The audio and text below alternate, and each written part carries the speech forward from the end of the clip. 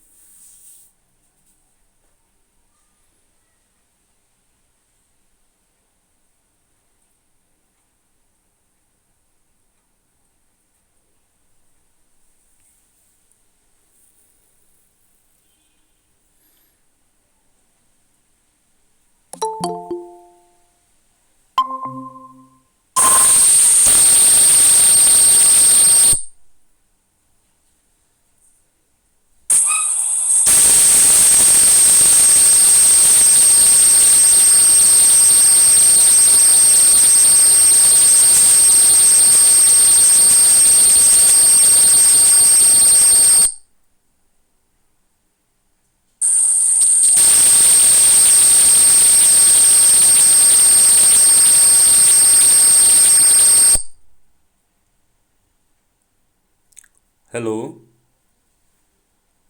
आपको आवाज़ आ रही है सिना मेरी?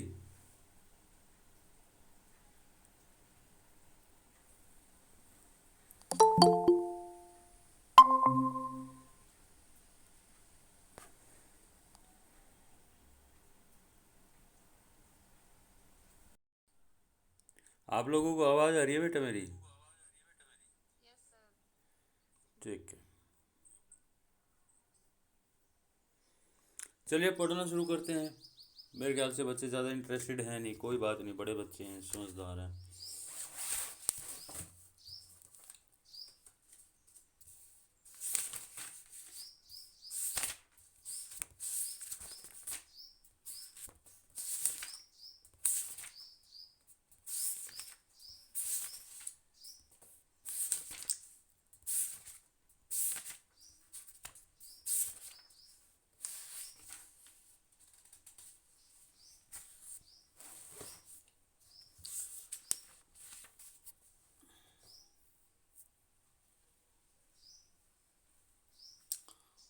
हमने कल 23 तक कर लिए थे बच्चों, 24वां छोड़ दो।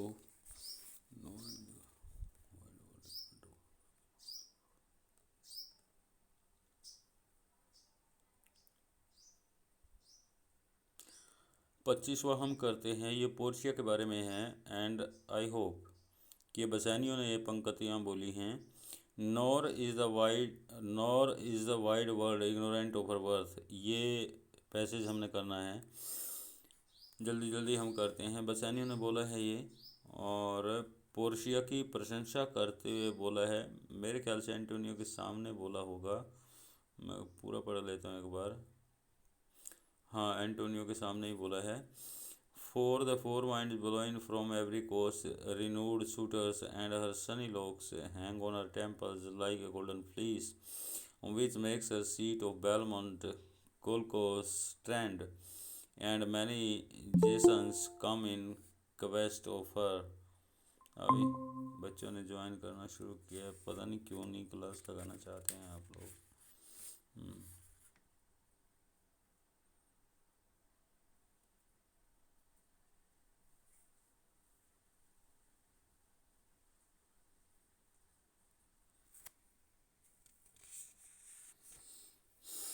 Yes please. आधा मिनट वेट करें, कोई और बच्चा ज्वाइन करना चाहे तो। कुछ सेकंड रुक जाओ, देख लेते हैं।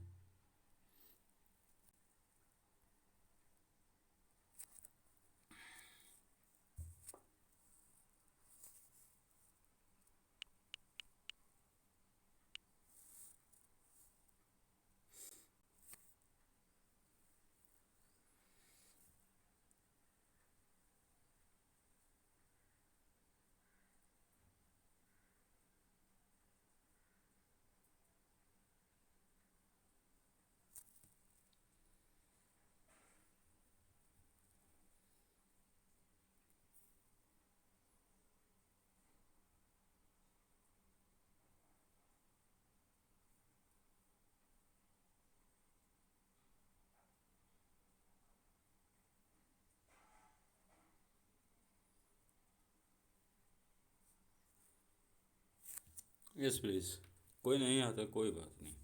देखिए हम इसे पढ़ना शुरू करते हैं। Nor is the wide. देखिए बसानियो एंटोनियो के पास जाता है पैसे मांगने के लिए कि मुझे पोर्शिया के स्वयंवर में भाग लेने के लिए जाना है, मेरे पास पैसे नहीं हैं, पैसे उधार दे दो। और इस बीच वो पोर्शिया के स्वयंवर में क्यों जाना चाहता है, वो पोर्शिया की प्रशंसा करके बताता है कि पोर्शिया के बारे में क्या विशेष बात है। Nor is the wide world ignorant of birth. Wide world विशाल संसार, और इग्नोरेंट होता है अनजान होना, और ना ही ये विशाल संसार उसके गुणों से अनजान है। हर का मतलब यहाँ पोर्शिया से है। वर्थ मैंने गुण कह लीजिए, योग्यता कह लीजिए, काबिलियत कह लीजिए। बसैनियो ये कहना चाहते हैं कि पूरे संसार भर में उसके गुणों की प्रशंसा होती है, उसके गुणों का गान होता है। For the four winds blow in from every coast renowned suitors. क्योंकि चारों दिशाओं से जैसे पवनें बह बह कर आती हैं, उसी प्रकार से चारों दिशाओं से उससे विवाह करने वाले लोग, विवाह के इच्छुक लोग, शूटर विवाह के इच्छुक लोग इसी प्रकार से आते हैं, मानो चारों दिशाओं से पवन बह बह कर पोर्शिया के आंगन में चली आ रही हो। रिनोड शूटर्स, रिनोड होता है बच्चों प्रसिद्ध, शूटर्स कहते हैं विवाह का इच्छुक व्यक्ति। एंड हर सनी लॉक्स, और उनके चमकदार बालों के लट हैंग ऑन हर टेम्पल्स, उनकी कर्णपट्टियों पर ऐसे लटकते हैं, लाइक ए गोल्डन फ्लीस, जैसे वो सोने की ऊन हो जो भेड़ों पे उगाई हों। देखिए यहाँ पर दो चीज़ें हैं। एक होती है भेड़ जिस पे बड़ी बड़ी ऊन लटकी होती है, उसके बड़े बड़े बाल होते हैं, वैसे ही, और उसकी वो स्वर्णिम रंग की ऊन, यस प्लीज़। और उसी प्रकार से जो पोर्शिया हैं, पोर्शिया के भी स्वर्णिम रंग के केश हैं जो कि उनकी कर्णपट्टियों पर यानी कि कानों के ऊपर लटके होते हैं। कहने का भाव है वो ब्यूटीफुल लड़की है।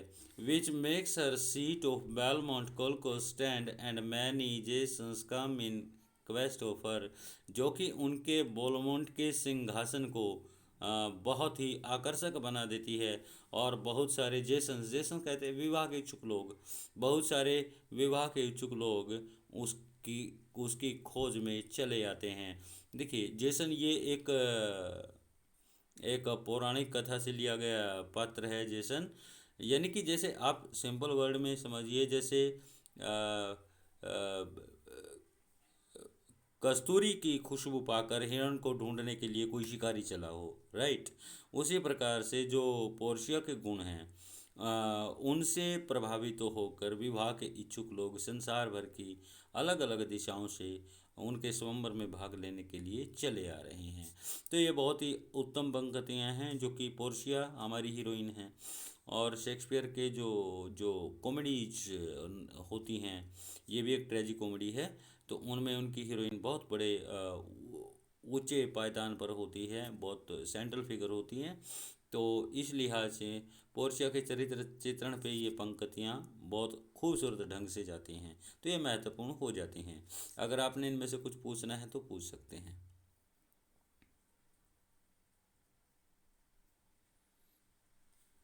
हम आगे बढ़े। आप लोगों को आवाज़ आ रही है मेरी? अंकुश, साधना, तो आप लोग रिस्पॉन्स किया करो ना बच्चे। चलिए आगे बढ़ते हैं।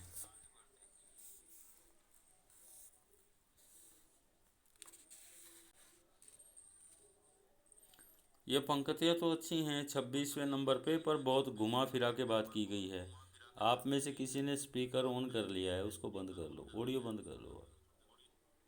ठीक है।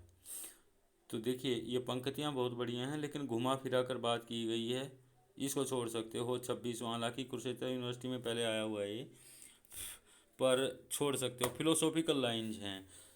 Can teach 20 what.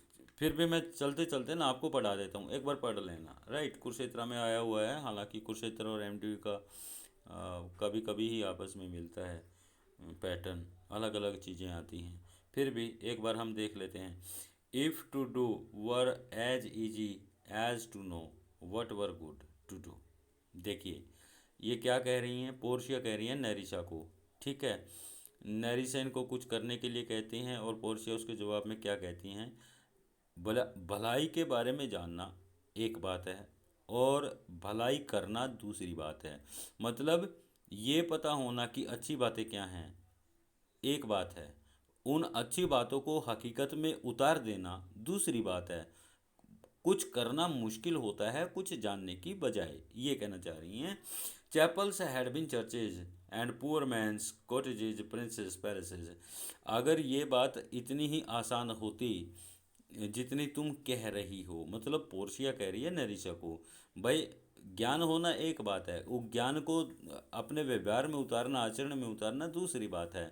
और अगर ये बात इतनी ही आसान होती, यानी कि ज्ञान को अपने आचरण में उतारना इतना ही आसान होता, तो चैपल्स हैड बीन चर्चेज, जो छोटे छोटे गिरजे हैं ना वो बड़े बड़े गिरजाघर बन जाते, मतलब चमत्कार हो जाता। And poor men's cottages princes palaces, और जो गरीब आदमियों की झोपड़ियाँ हैं ना वो कभी के महल बन गए होते। खूबसूरत पंक्तियाँ हैं वैसे, right. It is a good divine that follows his आउन इंस्ट्रक्शंस। वो गुरुजी, वो बाबा जी, वो प्रवचन करता बहुत अच्छे मानिए जो अपने ही उपदेशों पर चला करते हैं, मतलब जो उपदेश वो दूसरों को देते हैं उनका स्वयं के जीवन में भी जो पालन करते हैं, ऐसे बाबा जी बहुत दुर्लभ होते हैं, कभी कभार ही मिलते हैं। गुड डिवाइन का मतलब है बहुत अच्छे बाबा जी, right. I can easier teach 20 what were good to be done. मैं बहुत आसानी से बीसियों बातें जो कि बहुत भली हों अच्छी हों दूसरों को सिखा सकती हूँ। Then be one of the 20 to follow mine own teaching. परंतु मैं बीसियों में से एक भी शायद नहीं हो पाऊँ जो उन उपदेशों का पालन खुद करूं जो मैं दूसरों को देती हूं। मतलब ज़िंदगी में दूसरों को उपदेश देना आसान बात होती है परंतु खुद के जीवन में सिद्धांतों का पालन करना मुश्किल होता है। The brain may devise laws for the blood but a hot temper leaps over a cold decree. क्या बात है, the brain may devise laws for the blood. देखिए ये क्या कह रही हैं, लोग कानून बनाते हैं ताकि समाज व्यवस्थित ढंग से चल सके, और कानून बनाने का काम दिमाग करता है, दिमाग बताता है कि ऐसे ऐसे कानून बनाए जाएं। मतलब आप सिंपल करके समझें अगर पंक्तियों को, भाई लोग कानून बनाते हैं ताकि समाज व्यवस्थित ढंग से चल सके। अब आगे की बात समझिए। But a hot temper leaps over a cold decree. परंतु जब व्यक्ति को गुस्सा आता है ना, हॉट टेम्पर मतलब गुस्से में आया हुआ व्यक्ति, परंतु जब व्यक्ति को गुस्सा आता है तो वह उस कानून के ऊपर से, जो कि ठंडा कानून होता है, उस ठंडे कानून के ऊपर से कूद कर दूसरी तरफ चला जाता है, मतलब उसका उल्लंघन कर देता है। Such a hare is madness the youth. जवानी में व्यक्ति ऐसा ही एक खरगोश की तरह पागल दौड़ने वाला इंसान जीव बन जाता है। To skip over the message of good counsel the cripple, to skip over the message of good counsel the cripple. और वह जो अच्छे सिद्धांतों की अच्छी सलाहें होती हैं, अच्छे परामर्श होते हैं, उस जंजाल के ऊपर से कूद जाता है। मतलब यौवन की जो अवस्था होती है, व्यक्ति ज़्यादातर जो सलाह या परामर्श होते हैं उनकी परवाह नहीं करता। अगर आपने इनमें से कुछ पूछना है तो पूछ सकते हो, नहीं तो हम आगे बढ़ते हैं।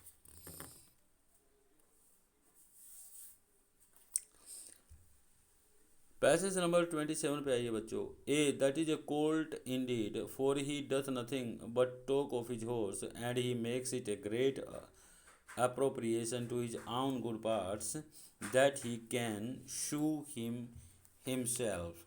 ये पंक्तियाँ पोर्शिया के द्वारा बोली गई हैं, नैरिशा को बोली गई हैं, और इन पंक्तियों में नियोपोलिटन प्रिंस के बारे में बताया गया है। और ये एक ऐसा व्यक्ति है जो पोर्शिया के स्वयंवर में भाग लेने के लिए आया है, परंतु उसकी रुचि ना अपने घोड़ों गधों में ज़्यादा है, वह हमेशा उन्हीं की बातें करता रहता है।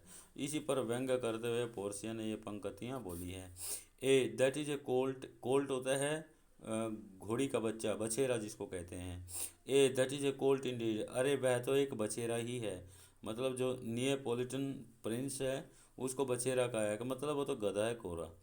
For he doth nothing but talk of his horse, क्योंकि वो और कुछ नहीं करता पितु अपने घोड़ों की बात करता है। And makes it a great appropriation to his own good parts that he can shoe him himself, और वह इस बात को अपने लिए एक गुण बनाकर प्रस्तुत करता है कि वह अपने घोड़े को खुद ही जो घोड़ों के पैरों में लगाते हैं ना, पशुओं के पैरों में लोहे का एक टुकड़ा लगाते हैं जूतों की तरह, उसको घोड़े का जूता ही बोलते हैं वैसे तो, लेकिन अपने लोकल में उसको कुछ बोलते हैं, खुरी लगाना, यस प्लीज। और वह इस बात को अपने गुण की तरह प्रस्तुत करता है कि वह अपने घोड़ों को खुद ही खुरी लगा देता है। इसमें से कुछ पूछना चाहते हैं तो पूछ सकते हैं, नहीं तो हम आगे बढ़ते हैं।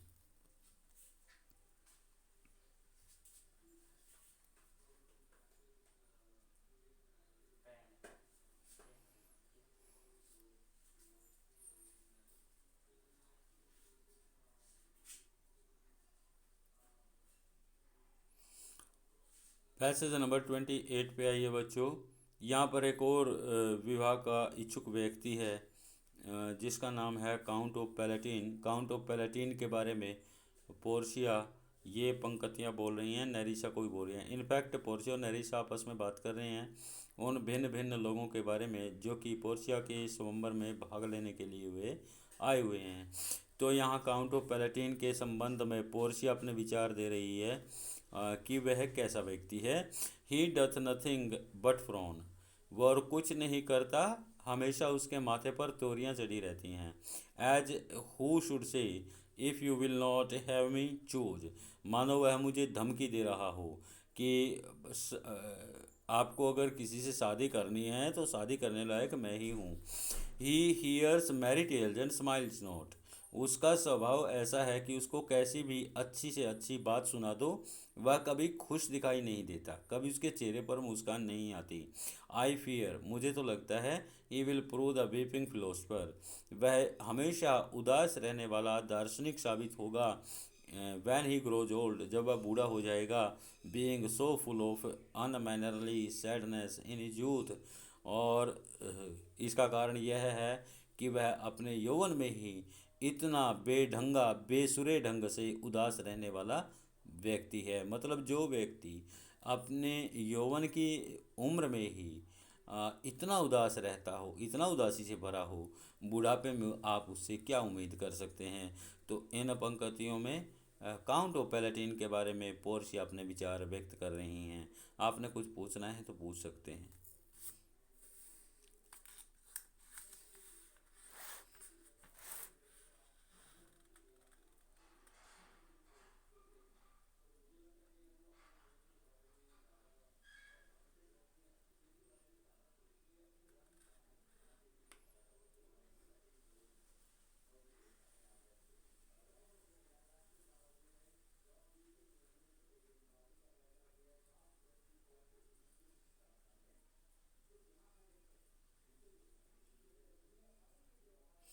चलिए, आप लोगों को मैं ये मानता हूँ कि कुछ नहीं पूछना है।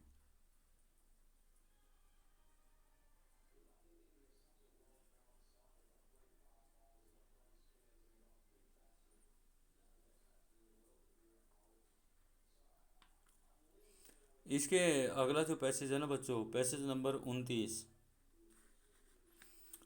इसमें ये कुछ बड़ा सा हो गया है। एक और व्यक्ति हैं जो इनसे विवाह करने आए हैं, फ्रांसीसी व्यक्ति हैं ये कोई, और वह हर किसी आदमी की नकल करता है। मतलब जो उसको मिल जाए उसी के जैसा दिखने का प्रयास करता है, ऐसा दिखाता है कि सब व्यक्तियों के गुण उसमें हैं। और वह मतलब किसी काम का नहीं है, पोर्चिया ये कह रही है, तो आप इसको छोड़ सकते हैं पैसेज नंबर 29 को। पैसेज नंबर 30 पे आइए, इसको हम करते हैं। ये इंग्लैंड से आए हुए किसी व्यक्ति के बारे में है, पोर्शिया बता रही हैं यहाँ।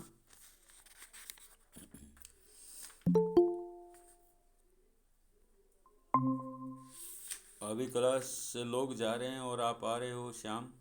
चलिए कोई बात नहीं, स्वागत है आपका। Passage number 30। He is a proper man's picture but alas. अब यहाँ जो इंग्लिश व्यक्ति आए हुए हैं, पोर्शिया उसके बारे में अपने विचार व्यक्त कर रही हैं कि वह देखने में ऐसा लगता है कि बिल्कुल सही आदमी है, बट अलास परंतु बड़े दुख की बात है, हु कैन कन्वर्स विद ए डम शो, परंतु कौन है जो गूंगे से बात कर सकता है। मतलब ये आदमी जो है बहुत कम बोलता है, जो इंग्लैंड से आया है। हाउ ओडली ही इज सूटेड, देखिए वह उपयुक्त तो है परंतु कितना विचित्र लगता है। I think bot is doublet in Italy, मुझे तो लगता है अब ये जो अंग्रेज आदमी है इसके शौक़ भी अलग अलग हैं, फैशन वाले शौक़ है। इटली से कुछ लिया, फ्रांस से कुछ लिया, जर्मनी से कुछ लिया, ये भी इस प्रकार का व्यक्ति है। I think he bought his doublet in Italy, मुझे लगता है कि उसने अपना चोगा इटली से ख़रीदा है। His round hose in France, और उसने अपना गोल पाइप फ्रांस से ख़रीदा है। His bonnet in Germany and his behaviour everywhere, और हिज बॉनेट अपना नाक कहिए माथा कहिए, वो जर्मनी से कहीं से लेके आए हैं वो, एंड हिज बिहेवियर एवरीवेयर, और मुझे तो लगता है कि उसका जो व्यवहार है वो हर कहीं से ख़रीदा हुआ है। मतलब वह व्यक्ति ऐसा है जो आप संसार के किसी भी व्यक्ति से मिल लो उसी जैसा व्यवहार करता हुआ जान पड़ता है, उसकी अपनी कोई पहचान नहीं है। तो ये है, अगर आप इसमें से कुछ पूछना चाहते हो पूछ सकते हो, नहीं तो रेस्ट कीजिए। 30 पैसेज हो गए बच्चे आपके, दो एक पीरियड और लगाएंगे फिर बाकी काम दूसरा करेंगे हम। ज़्यादा अब पैसेज हमने काफ़ी कर लिए हैं परंतु हम दो एक पीरियड और लगाने पड़ेंगे, हमने जो इम्पोर्टेंट है बस वही करेंगे हम। Thank you very much, thanks a lot.